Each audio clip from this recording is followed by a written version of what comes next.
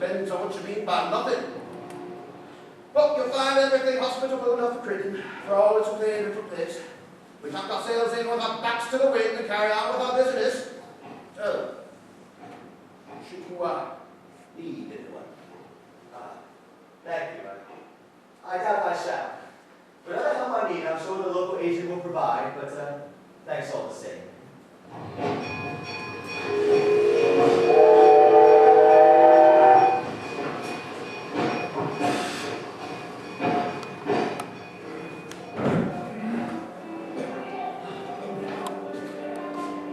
The Gifford Arms was as comfortable a hotel as I could have hoped to find.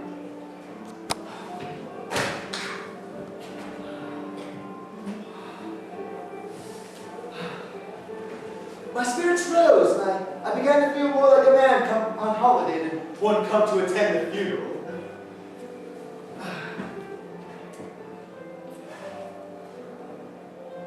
To my dearest Stella. Are you a friend of Mr. Daly, said the sir? No. Not being pride, but I saw you arrive in his car. No, I met him on the train. He was kind enough to bring me from the station. I see. He's a large landowner, Mr. Daly. Buy up half the county. Well, if that's the case, I may be doing business with him myself before the year's out. I'm a solicitor looking after the affairs of Mrs. Alice Bradlow of Marsh House. Perhaps you knew of her. I do, Walter. I think your estate will come up for sale in due course. I doubt whether even Samuel Daly will go so far. I'm afraid I don't understand. I take it there's a farm a few miles outside of town. Hoggins. 50 acres and half an underflood for the best part of the year. Hoggins is nothing. But there's Marsh House and all the land surrounding that. Would that be practical for farming? No, sir. Well, wouldn't Mr. Daly just like to add a little bit to his empire? You seem to imply he's that kind of man. Maybe he is. But let me tell you, that no father here, not even Mr. Sam Daly, having to do with any of it. I wish you good night, sir. Or we can serve breakfast any time in the morning to your convenience. There seems to be a propensity for leaving conversations to hang in the air whenever Mrs. Drabblow's name is mentioned. People close up, change the subject, or leave the room. I suppose is inevitable. These small, out-of-the-way communities have only themselves to look to for whatever drama and mystery they can extract out of life.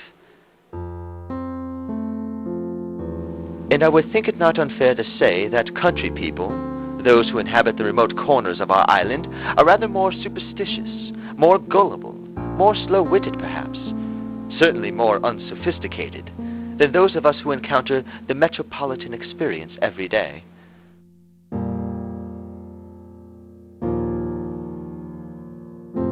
Doubtless in such a place as this, with its eerie marshes, sudden fogs, moaning winds, and lonely houses, any poor old woman might be looked at askance. Once upon a time, after all, she would have been branded as a witch. Admit it, Mr. Kipps, you are secretly enjoying this. I'm very grateful for your assistance, but I cannot say that I am enjoying.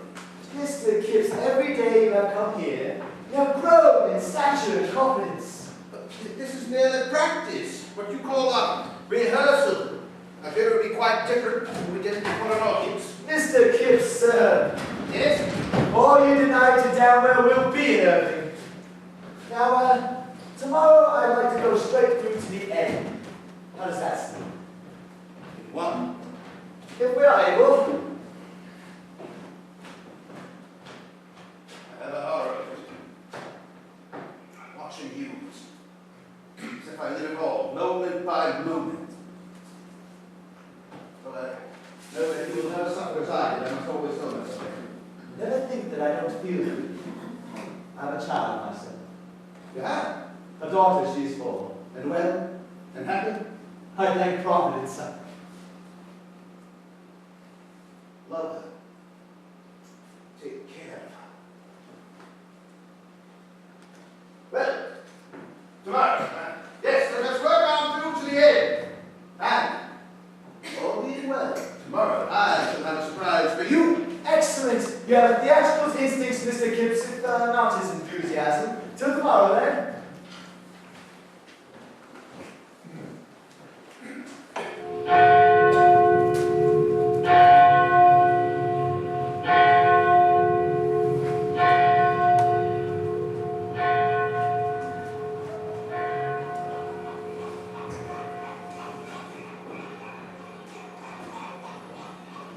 Mr. Gibbs? Yes, indeed. Mr. Jerome, your agent here? How do you do? I trust you've read their comfortable evening. I can't remember when I slept so well. Good. It's a sad business that brings you here. Yes. Of course, I never met Mrs. Drabner. No, of course. I don't wish to hurry in, Mr. Gibbs, but if we step out now, we'll be about right for time. Yes, of course. I must say, Mr. Jerome, that my first impressions of the little town are entirely favorable. Well, it's a busy day for us, market day. They come from all over. I should like to experience it in happier circumstances. Our funeral garb seems to be a little out of place with the prevailing mood of the place. To my imagination, are we the subject of scrutiny, Mr. Jerome? Here, those men, did you see? They turned their heads when they caught my eye. And then, It's only a short walk to the graveyard, Mr. Gibbs. I feel like some bride. Oh well, I suppose we must look like a pair of gloomy ravens amongst all this. You and I, Mr. Jerome, are the spectators of the feast. I take it she used to be buried in the churchyard. That is so, yes. Is there a family grave? No, at least not in this churchyard. Somewhere else? It is no longer in use. The area is unsuitable. I'm afraid I don't understand.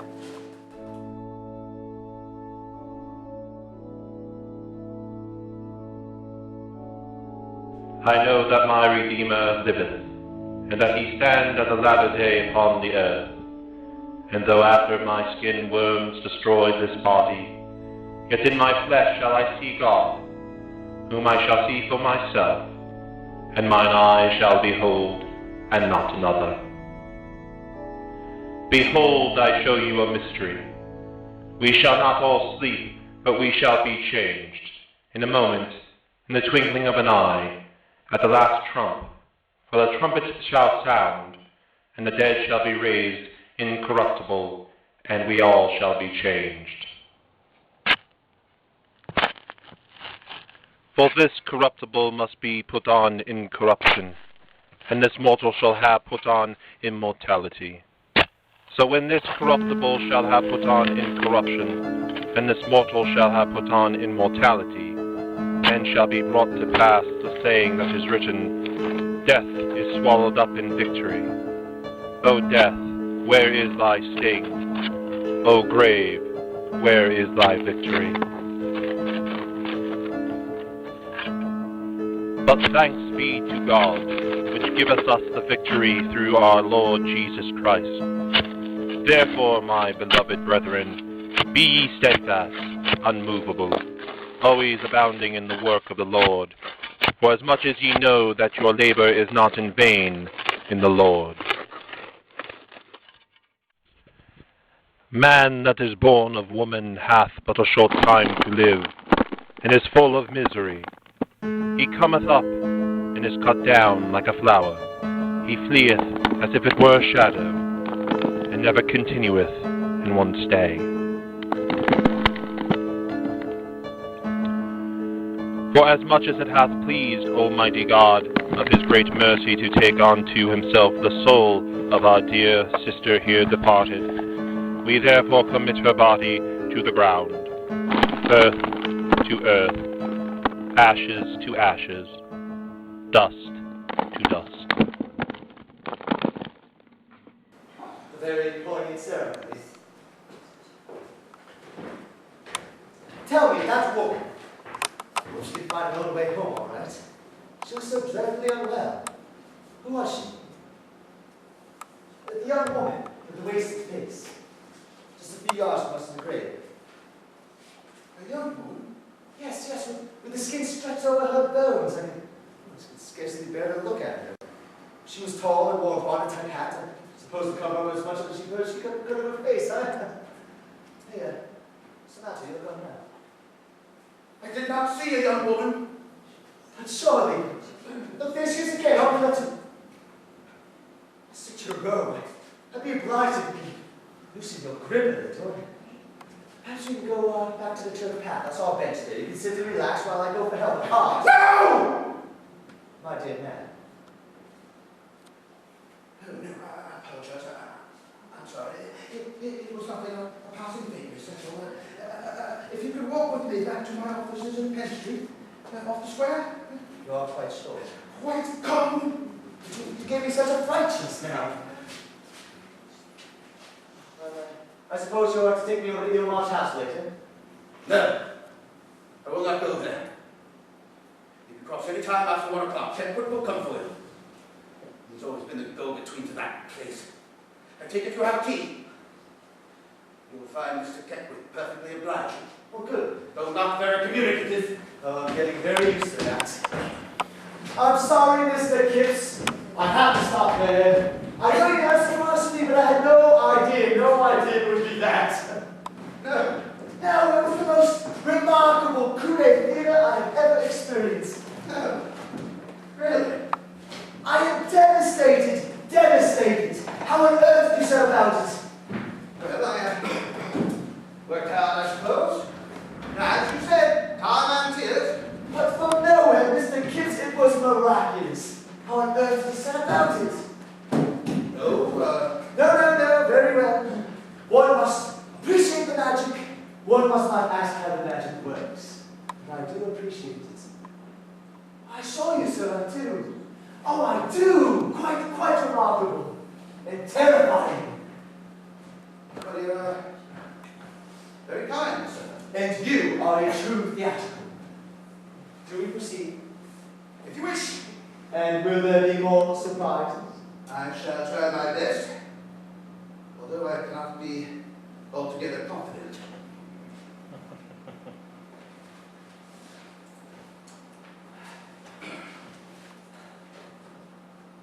Mr. Kipps? Yes.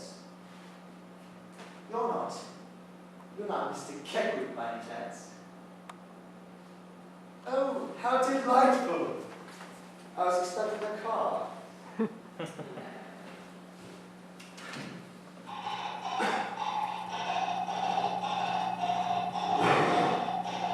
is a remarkable corner of the world, Mr. Chedwood. Sky, and only a strip of land. This must have been how the great landscape painters saw Holland or the area around Norwich, don't you think? It is quite startlingly beautiful, the wide openness of it all, the vastness of the sky, the sense of space. I would have traveled 1,000 miles to see this. I never imagined such a place existed. In that I take it as a 9-line causeway. Ahead, the water gleamed like metal, lying only shallowly over the sand. I saw a narrow track that led forwards, and I could see how, that when the tide came in, it would be quickly submerged and untraceable. Then I looked up and saw as if coming out of the water itself, a tall, gaunt house of grey stone with a slate roof. It stood like a lighthouse, beacon, or Martello Tower. The most astonishingly situated house I've ever seen. Uncompromising, yet I thought handsome. I just stood and looked about me in amazement and excitement mingled with alarm. But what could I be afraid of in such a rare and beautiful spot as this? The wind, the marsh birds crying, reeds and still water. How long will the causeway remain impassable? Bill 5. Listen, it would be quite ridiculous for you to come to and fro twice a day on my account. Tell you what, I'll get my bags and some food and drink, and I'll spend a couple of nights here.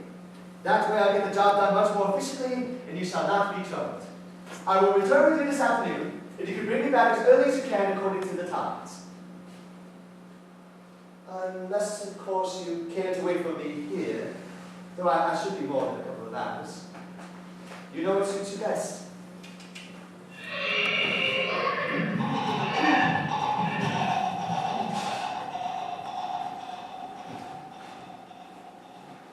So, imagine if you would, this stage, an island.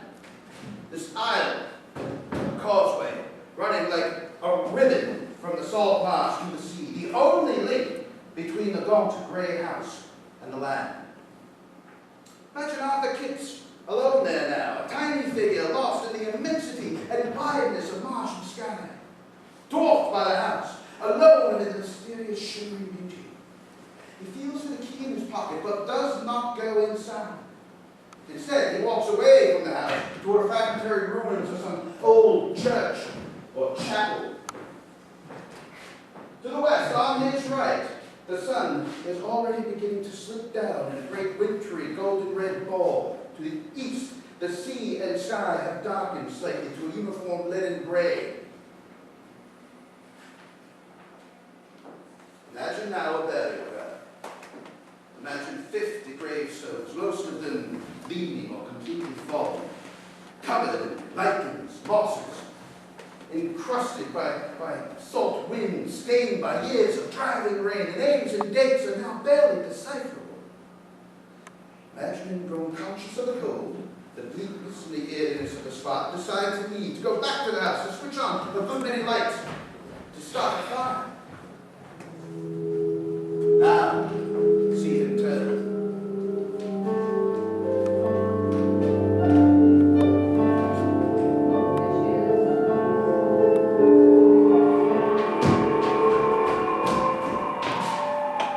Beyond the wall, grass gave way. Within a yard or two to sand and shallow water, the marshes and the salt flats stretched away until they merged into the rising tide. I could see it for miles, but there was no sign at all of the woman in black, nor any place in which she could have concealed herself. I did not believe in ghosts. By the time he reached the house, he's in a lather of sweat from his exertions and the extremes of his emotions. For a time, he does not move from the dark wood paneled hall. He wants company. He has none. He needs reassurance, but more than anything, he needs an explanation because he does not believe in ghosts. But out on the marshes just now, I saw a woman whose form was quite substantial yet. Oh God, I can't explain it. The expression on her face, desperate, yearning malevolence, filled me with such loathing and fear. And she disappeared in a way that no human being could possibly manage to do. I did not believe in ghosts.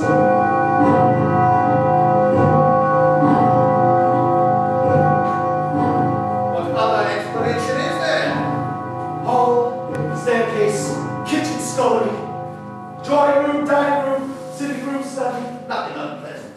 No shades on this habit, no rubbish piles in corners, no house stars, no. A damp, musty, sweet, sour smell there is, but is that remarkable in a house situated as this one? Furniture, good, solid, dark, old-fashioned, books, pictures, bureau, desks, writing tables, bureau, papers in bundles and boxes, letters, receipts, legal documents, notebooks, papers, all of which he must examine, a huge task. And one which there is little point in starting now. It is too late, and he is too unnerved. How one old woman could endure day after day, night after night in this house, I could not understand. I should have gone mad. Besides, he keeps her face till the morning. It will be an hour before Captain returns, and if he steps out now, he will be back and within given in time to save him from turning out. Oh, the causeway is still visible. The roads back are straight, and he cannot possibly lose himself. Now imagine him now striding ahead, small and insignificant in that vast landscape. As he walks, he summons up the image of the black-robed figure, persuades himself she had not vanished as he had thought, but that there must have been some dip into which she could have concealed herself, for he does not believe in ghosts. He puts her from his mind. Walks on, struck by the absolute indifference of sky and water to his presence. Then, in his reverie, he becomes aware that he cannot see for more than a few yards ahead, and behind him, the Marsh house has become quite invisible. The thick, damp sea mist, damp, clingy, cobwebby, fine and impenetrable. The sea fret Mr. Daly spoke of. He must turn, retrace his steps to the house, and wait for Keckwick to come for him. Oh, the light, it was light and salty and pale and moving before my eyes all the time. I felt confused, as if teased by it, as if it was made up of a million live fingers that crept all over me. then shifted away again. Step by slow step he goes, baffled by the moving, shifting mist, praying to reach the house. A nightmare walk until...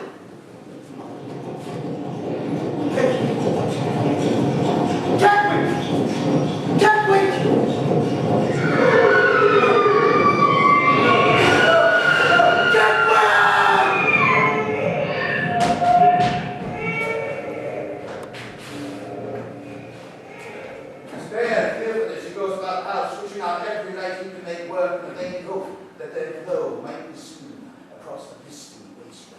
Every door was open. Every room orderly, dusty, bitterly cold, and yet somehow stifling. This door is locked. The far end of the passage leading away from 3 bedrooms on the 2nd floor. There's no keyhole. There's no lock on the outside.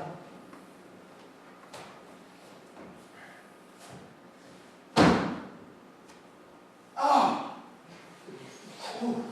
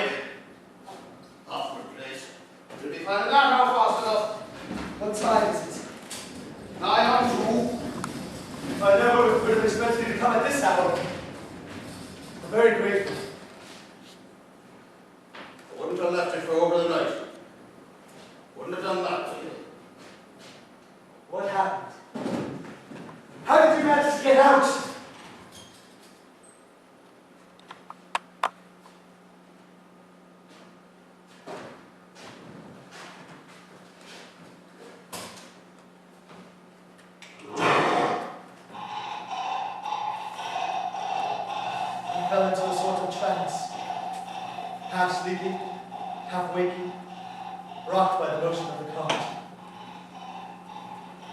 That the woman by the graves had been ghostly, I now not believed. No, knew, for certainty lay deep within me. And I began to suspect that the pony in trap with the child who cried out so terribly, which was sucked into the quicksands, it too had not been real, not there and present, not substantial, but ghostly also. What I had heard as clearly as I now hear the rolling of the wheels and the drumming of the pony's hooves. And what I had seen, the woman in black with the pale wasted face by the grave of Mrs. Tramlow and again in the old burial ground. I had seen. I would have sworn that on an oath. And yet they had both been, I cannot explain, unreal, ghostly, things that were dead.